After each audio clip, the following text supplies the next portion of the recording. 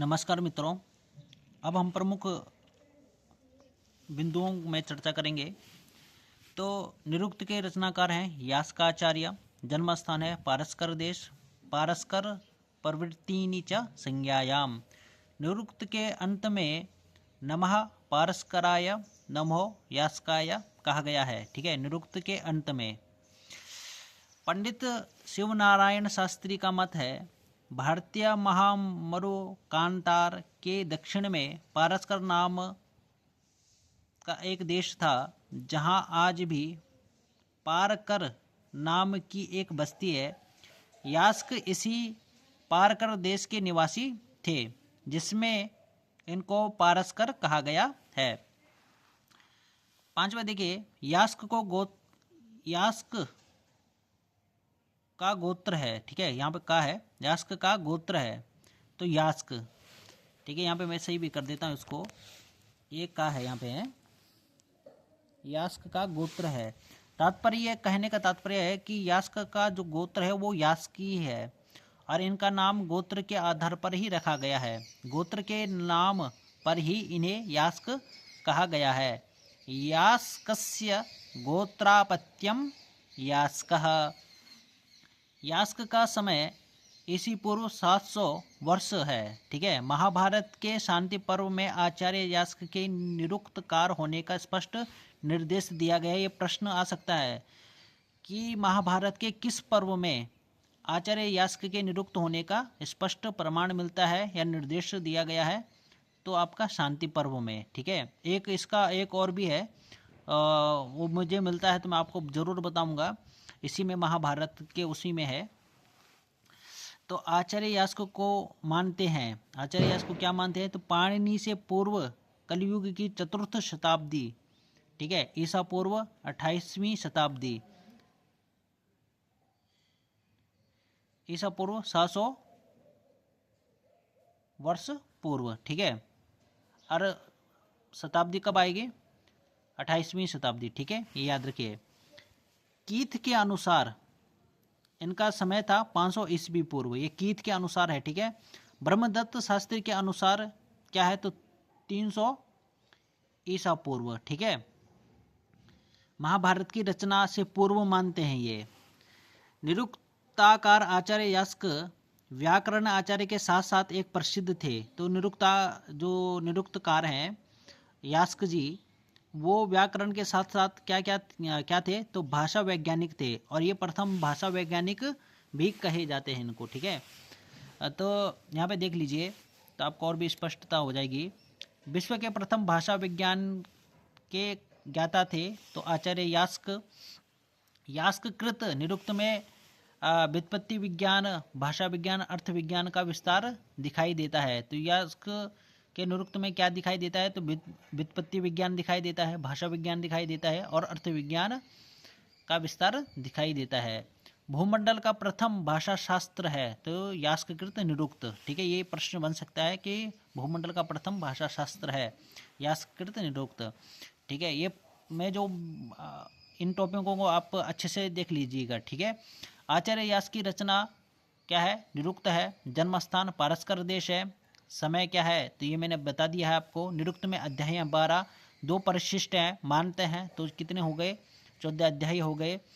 ठीक है, यदि परिशिष्ट के साथ देता है तो 14 अध्याय है, वैसे 12 अध्याय है। अंतिम 2 अध्याय है। ये जो 2 परिशिष्ट अध्याय वो ये क्या है, अंतिम 2 अध्याय हैं। ठीक है, इनके बारे में इतनी जानकारी मुझे प्राप्त नहीं हुई है, यदि मिलती है तो मैं आपको ज़रूर बताऊंगा। निरुक्त में कांड हैं, 3 कांड हैं, इसके बारे में आपको आगे बताऊंगा। ठीक है, और अन्य निरुक्ताचार्य। ठीक है, यहाँ पे क्या हो जाएगा आपका, अन्य निरुक्ताचार्य हो जाएंगे। यहाँ पे थोड़ा गलत हो चुका है। यहाँ पे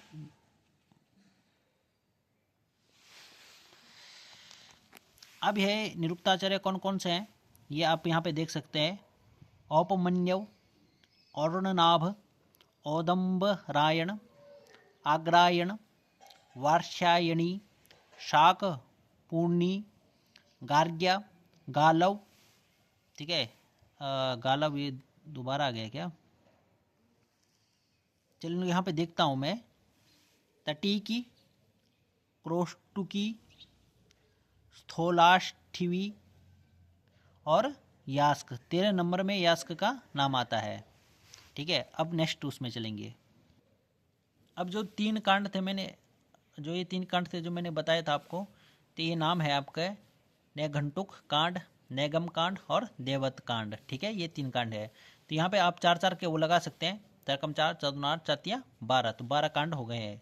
2 अवशिष्ट हैं, परिशिष्ट हैं, उनके बारे में मिलेगा तो मैं ज़रूर बताऊंगा आपको। निरुक्त के उद्देश्य क्या है, तो उद्देश्य से भी प्रश्न पूछे जा सकते हैं। तो निरुक्त के विषय में ज्ञान प्राप्त कराना। ठीक है, निरुक्त के विषय में क्या कराना, ज्ञान प्राप्त कराना। मैंने ये पहले भी बताया आपको। वैदिक शब्दों के दुरह अर्थ को स्पष्ट कराना, वेदों का अध्ययन सरल बनाना, निरुक्त और निरुक्त कार्य जो है उनके बारे में ज्ञान होना, उनके बारे में बताना या उनका परिचय देना, संस्कृत भाषा का संरक्षण और उसकी प्राचीन धरोहर की समझ को विकसित कराना, वेदों के अर्थ और उनके संदर्भ को स्पष्ट करने के लिए। ठीक है, वेदों के अर्थ और उनके संदर्भ को स्पष्ट करने के लिए।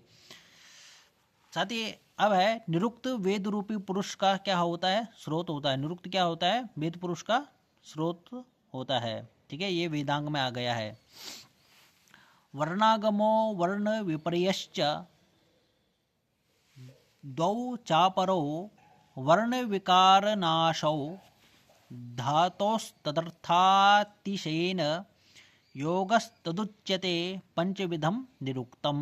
निरुक्तम कितने होते हैं, तो पंचविधम निरुक्तम कहा गया है। तो कौन कौन से निरुक्त के 5 कार्य हैं, तो क्या क्या कौन कौन से कार्य हैं, तो वर्णागम, वर्ण विपर्यय, वर्ण विकार, वर्णनाश, 5वां है धात्वर्थक संबंध। ये 5 बातें व्याकरण में है, अतः निरुक्त व्याकरण कहा गया है। ठीक है, और भी देखिए, वेदज्ञों का मानना है कि प्रातिशाख्यों में वैदिक व्याकरण की त्रुटियों को दूर करने के लिए निरुक्त शास्त्र की रचना की गई है। ये भी एक उद्देश्य है। ठीक है, यास्क के देवता विज्ञान के प्रवर्तन की शैली अद्वितीय है। यास्क के क्या है, देवता विज्ञान की प्रवर्तन की शैली अद्वितीय है। कौन सी शैली, तो देवता विज्ञान की प्रवर्तन शैली अद्वितीय है। और दूसरा शैली क्या है, यास्क ने अपनी व्याख्या में सर्वत्र निर्वचनात्मक शैली को महत्वपूर्ण स्थान दिया है। किस प्रकार की शैली को, तो निर्वचनात्मक शैली को। ठीक है, ये याद रखें, निर्वचनात्मक शैली को। यास्क की शैली अद्वितीय कौन सी है, तो देवता विज्ञान प्रवर्तन शैली और महत्वपूर्ण निर्वचनात्मक शैली, ये 2 शैली के बारे में बताया गया है। आपको वीडियो कैसी लगी कमेंट करके ज़रूर बताएं। इस प्रकार की वीडियो को पाने के लिए आप मेरे चैनल को लाइक, सब्सक्राइब और कमेंट जरूर कीजिए कि मेरे आने वाली वीडियो आप तक पहुंच सके। उसके लिए आपको बेल आइकन जरूर प्रेस करना है। धन्यवाद।